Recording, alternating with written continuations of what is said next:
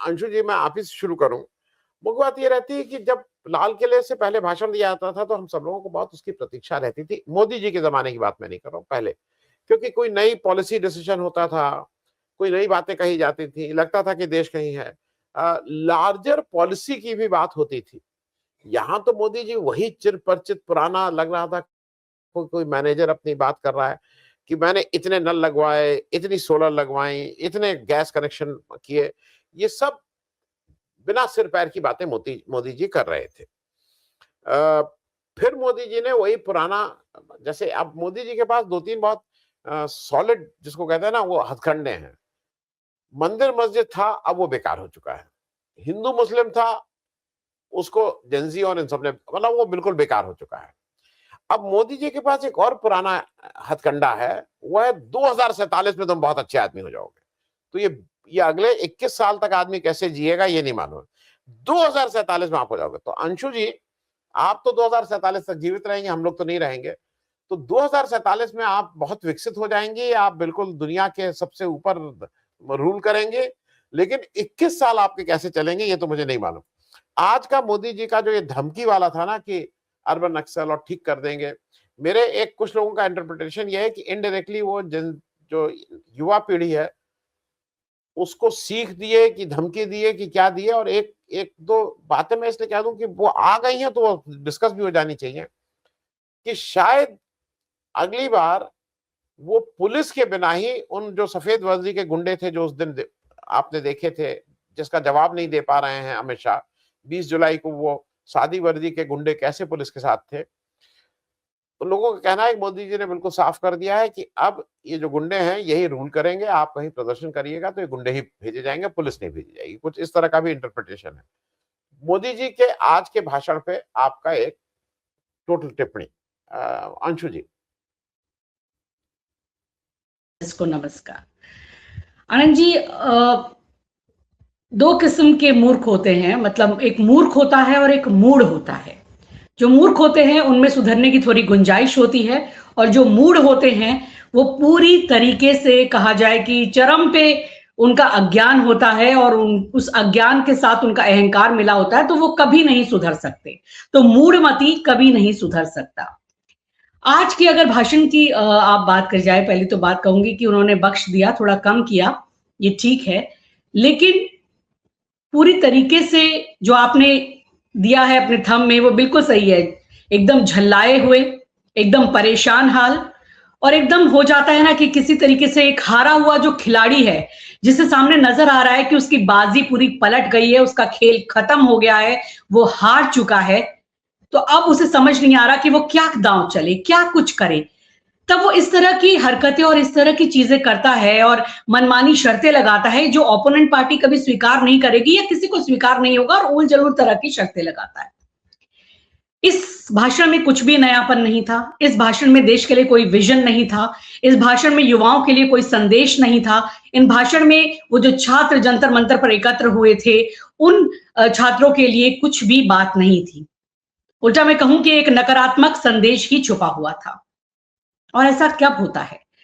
जब कोई अहंकार से भरा हुआ सर्वशक्तिमान शासक जो है, जब वो ये मान लेता है या वो जान लेता है कि अब उसकी सारी चालबाजियां एक्सपोज होती जा रही हैं, जो उसकी नाकामियां हैं और जो उसकी चालाकियां हैं वो अब दिख रही हैं और उसके दुष्परिणाम नजर आ रहे हैं और उनको छुपा नहीं पा रहा। उसके पास बताने के लिए कोई उपलब्धियां नहीं होती हैं, कोई भी उपलब्धियां नहीं होती हैं, तो फिर वो क्या करता है? उसे अपने समर्थकों को कुछ तो देना ही है। अब अर्बन नक्सल शब्द पुराना हो गया, टुकड़े टुकड़े गैंग पुराना हो गया, खान मार्केट गैंग पुराना हो गया, बहुत सारे शब्द पुराने पड़ चुके हैं, उनको अब नहीं लोग ले रहे हैं। तो नया एक शब्द देना था अपने समर्थकों को, एक रेटरिक चाहे एक रूप में कहें, या उनको एक धूर्तता से भरा हुआ ऐसा शब्द जो कुछ दिन के लिए उनकी ट्रोल आदमी चला सके। तो उन्होंने दिमागी नक्सल का ये शब्द इजाद करके दे दिया, क्योंकि उपलब्धि तो उनके पास बताने के लिए है नहीं। इन 12-13 वर्षों में आखिर हुआ क्या है? देश में यही हुआ है कि जो देश की बौद्धिक संपदा है, देश में जो बुद्धिजीवी हैं, जो इतिहासकार हैं, जो कलाकार हैं, चाहे वो टीवी पर्सनैलिटी हैं, चाहे वो छात्र नेता हैं, चाहे वो नाटक करने वाले लोग हैं, जो अपनी थोड़ी समझ रखते हैं, स्वतंत्र विचार रखते हैं, अभिव्यक्ति रखते हैं और अपनी अभिव्यक्ति को जाहिर करते हैं, उन लोगों पर इसी तरह के शब्दों से प्रहार करके उनके खिलाफ दुष्प्रचार किया गया, उनके खिलाफ नफरत और विभाजन की राजनीति तैयार की गई और उनको एक तरीके से कटघरे में खड़े करने की कोशिश की गई। 12-13 साल ये खूब चला, लेकिन अब नहीं चल रहा है। ना तो ये नई जो पीढ़ी है जेन ज़ी की, वो इसे स्वीकार करने के लिए तैयार है और ना ही उनके अभिभावक और ना ही जो जेन अल्फा है वो स्वीकार करने के लिए तैयार है। तो इनके पास अब इस विभाजनकारी नीति के अलावा और कुछ देने के लिए है ही नहीं। इनकी दुकान में केवल यही परोसने के लिए है। लेकिन जेन ज़ी ने, और मैं अगर कहूं कि राहुल गांधी ने भी इनके इस जो दिमागी सिंड्रोम की पूरी तरीके से हवा निकाल के रख दी है। और ये जो दिमागी नक्सल इन्होंने कहा है, दरअसल ये इनके ही दिमाग का फितूर है, ये इनका ही एक सिंड्रोम है, जिस सिंड्रोम से ये बहुत बुरी तरीके से पीड़ित है। ये अंदर से कांपे हुए हैं, ये डर रहे हैं। इनके अभी जो पूरा सिस्टम है लड़खड़ाया हुआ है, चरमराया हुआ है, अंदर ये पूरी तरह से बिखराव का शिकार हो चुके हैं। इनको पता है कि बीजेपी और ये इनकी सरकार अंतिम सांसें गिन रही है और यही अभिव्यक्ति हुई है कि ये आवाज उठाने वालों को, जंतर मंतर पर अपना हक मांगने वालों को, जेन ज़ी को, युवाओं को और उन तमाम लोगों को जो आज अपने हक और अधिकारों की बात कर रहे हैं, उनको ये दिमागी नक्सल कह रहे हैं। दरअसल ये इस सिंड्रोम से पीड़ित है और इनकी दवा और इनका इलाज राहुल गांधी और जेन ज़ी ने बहुत अच्छी तरीके से कर दिया है। तो इस भाषण में कुछ भी ऐसा नहीं था जिससे देश को कोई विजन मिलता हो, कोई दिशा मिलती हो, देश के पास कोई सपना आता हो। कल ही हमने एक चर्चा हम कर रहे थे पब्लिक इंडिया के ही प्लेटफॉर्म पर, जहां हमने यही बात की थी कि कल मोदी जी बोलेंगे क्या। तो मैंने यही कहा था कि वो 2047 का सपना दिखाएंगे अब, क्योंकि अब उनके पास बेचने के लिए और कुछ है नहीं। 2022 में उन्होंने कहा था कि किसानों की आय तिगनी हो जाएगी, बुलेट ट्रेन आ जाएगी और न जाने देश में क्या क्या हो जाएगा, 3rd लार्जेस्ट इकोनॉमी बन जाएंगे। आज हम वियतनाम और कई इकोनॉमीज से पीछे हो रहे हैं, हम 6ठे नंबर पर भी किसी तरह से संघर्ष कर रहे हैं। तो अब बचा क्या भ्रमित करने के लिए? एक मायावी को अपना माया जाल फैलाना है और वही किया गया। 2047 का सपना दिखाया गया।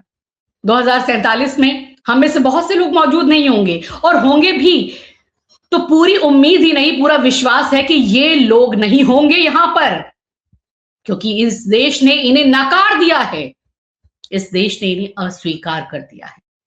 ये अपनी अंतिम सांसें गिन रहे हैं, गिन लें, काट लें अपने दिन, ये सिर्फ समय काट रहे हैं। और संसद में जिस तरीके से ये भागे भागे फिरते रहे, पूरा सत्र निकाल दिया और अंत में कैसे आए, मैं तो उसे यही कहूंगी कि एकदम जैसे होता है किसी को अपनी चोरी पकड़े जाने का डर हो, लेकिन उसको उपस्थिति दर्ज करानी है, नहीं तो परीक्षा में वो फेल करार दिया जाएगा। केवल उसको वहां अपना एक साइन करना है या उपस्थिति दिखानी है ताकि वो परीक्षा में किसी तरह पास हो जाए। रिकॉर्ड में ये ना चढ़ जाए इतिहास में कि पहला ऐसा सत्र रहा कि जिसमें ना प्रधानमंत्री आए और ना गृह मंत्री आए, तो किसी तरह वहां उपस्थिति दर्ज कराई और उसके बाद उल्टे पैर वापस। ये इतिहास में बहुत सारी चीजें नहीं हो रही हैं। राहुल गांधी ने बिल्कुल सही कहा रचनात्मक कांग्रेस के कार्यक्रम में, ये एक जोकरों का समूह है। आप जोकरों के समूह से क्या क्या अपेक्षा कर सकते हैं? It's a bunch of clowns. सच में ये वही है। इनके पास ज्ञान, सोच, विचारधारा ये सब नहीं है, कुछ भी नहीं, इस सब की कमी है और ये यही चाहते थे।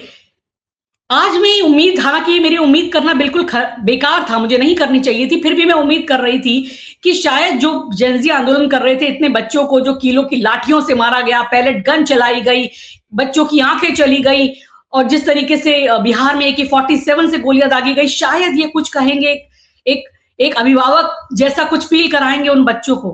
लेकिन इन्होंने क्या कहा? उनको एक तरीके से उन्होंने मतलब नक्सली दिमाग कह दिया। मतलब जो स्वतंत्र बात करेगा, जो अपने हकों की बात करेगा, उनसे यही कहा जाएगा। आज हो क्या रहा है देश में? जो इनकी संस्थाओं के इस रौब को, इस जबरदस्ती को मानने से इनकार कर रहा है, उन पर कैसी नकेल कसने की कोशिश हो रही है, पर नहीं कसने दिया जा रहा है। क्या किया मनन मिश्रा, जो इनके BCI के चेयरमैन है। आपको बता दूं 7 बार से वो चेयरमैन है। आखिर उनकी ऐसी क्या उपलब्धि है कि वो 7 बार से चेयरमैन है? क्योंकि जब से उन्होंने बीसीआई का कार्यभार संभाला, उन्होंने इस सरकार के गुणगान गाए और ये फैसला भी उन्होंने अकेले का ही लिया था और उसमें बहुत सारे मेंबर शामिल नहीं थे। जब उन्होंने कहा कि नालसर के छात्रों को मतलब वकालत की उनको लाइसेंस ना दिया जाए, उनको मान्यताएं ना दी जाए, और उसके बाद जब ये युवा जागे और उन्होंने कहा, चाहे कॉकरोच पार्टी के वो लोग थे, उन्होंने कहा कि आपका सारा कच्चा चिट्ठा खोल कर रख देंगे, जो कुछ भी आपकी गड़बड़ियां हैं उजागर कर देंगे। तो जिनमें नैतिक बल नहीं होता, साहस नहीं होता, तो झूठे, करप्ट, भ्रष्ट होते हैं। फिर क्या किया, रातों रात वो फैसला वापस लेना पड़ा। और जो हमारे माननीय सीजीआई है, उन्होंने भी एकदम किनारा कर लिया उस पूरे प्रकरण से और उस पूरी बात से। उन्होंने कहा ये तो छात्रों और मेरे बीच की बात है। तो अब ये माहौल इस तरह से बदल गया है, जहां से कॉकरोच कहने की संख्या दी जा रही थी, वहां से कहा जा रहा है कि, वहां से तो कहा जा रहा है कि ये छात्रों और हमारे बीच की बात है, लेकिन जो सर्वशक्तिमान है, जिससे ये उम्मीद थी कि वो कोई कोर्स करेक्शन करेंगे, अपनी सोच में बदलाव लाएंगे, अगर 3 साल रहे सहे उनको कुछ देश के लिए करने की सोच रखते हैं, जो कि उनकी बिल्कुल नहीं है, लेकिन अगर समय भी काटना है तो शायद वो इस पर कोई पश्चाताप या रिमोर्स जाहिर करते या उन बच्चों से कुछ ऐसे शब्द बोलते या शिक्षा की बात करते। बात क्या कर दी, डिजिटल कोचिंग करेंगे, लाएंगे। शिक्षा आपने स्कूल खत्म कर दिए, जगह जगह अल्फा दिखा रहे हैं, स्कूलों में पीने का पानी नहीं है, टॉयलेट नहीं है। तो मेरा लंबा हो जाएगा, लेकिन दिल में एक गुबार भरा हुआ है, एक गुबार भरा हुआ है। आनंद जी, आप समझ सकते हैं देश हमारा कहां पर आकर खड़ा हो गया है। तो ये भाषण अगर मुझे कहा जाए तो मैं तो इसको माइनस में अंक दूंगी। देश के लिए यहां कुछ भी नहीं है।